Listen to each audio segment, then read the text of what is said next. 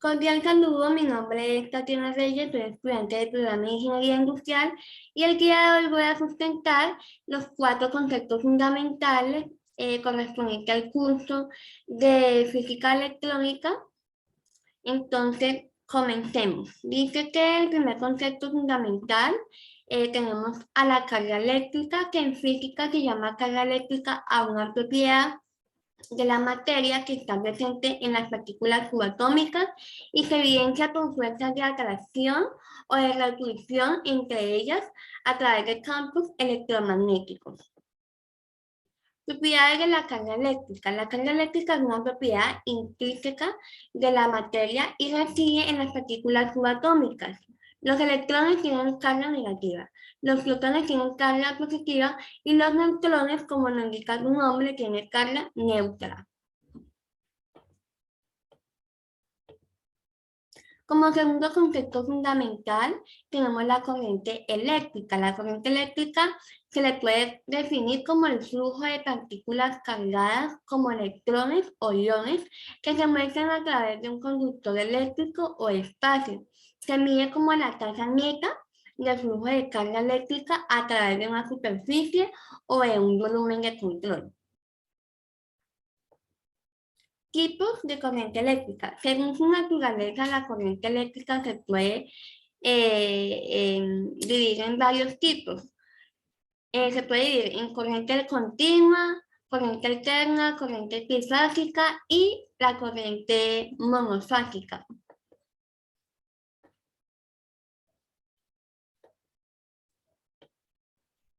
Como tercer concepto fundamental, tenemos la tensión o voltaje, es la cantidad de voltios que actúan en un aparato o en un sistema eléctrico.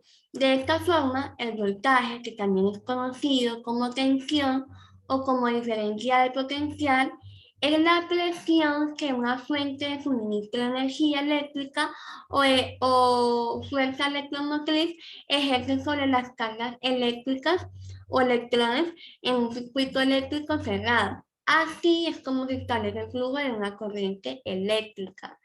Ejemplo, podemos mirar en la imagen la resistencia, el voltaje y la corriente.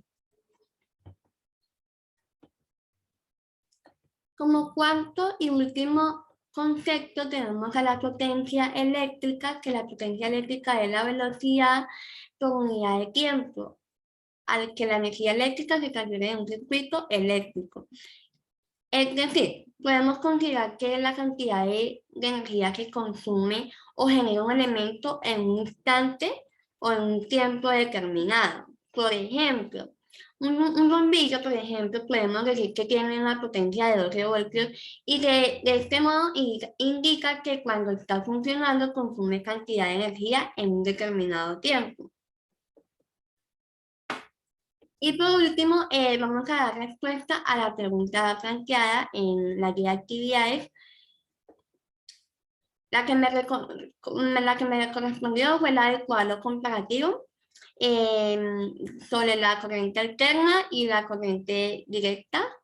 Entonces, como definición, podemos decir que la corriente alterna es un tipo de corriente con flujo eléctrico variable.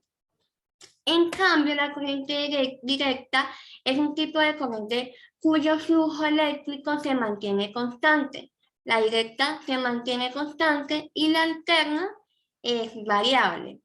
En respecto a sus ventajas, la corriente alterna tiene como ventaja que es mayor eficiencia de su uso, el transporte de energía es más económico, aprovechamiento con fines domésticos e industriales y se puede convertir a una corriente directa.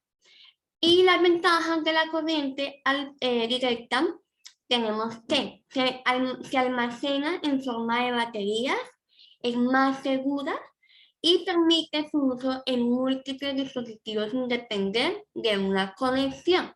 Por ejemplo, como corriente alterna tenemos el alumbrado público, tenemos también las conexiones eléctricas domésticas de uso público, dispositivos de uso doméstico e industrial.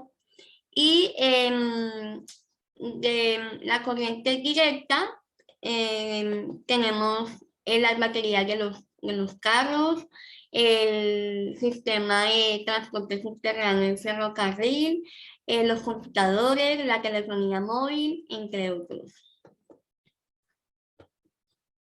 Gracias, feliz día.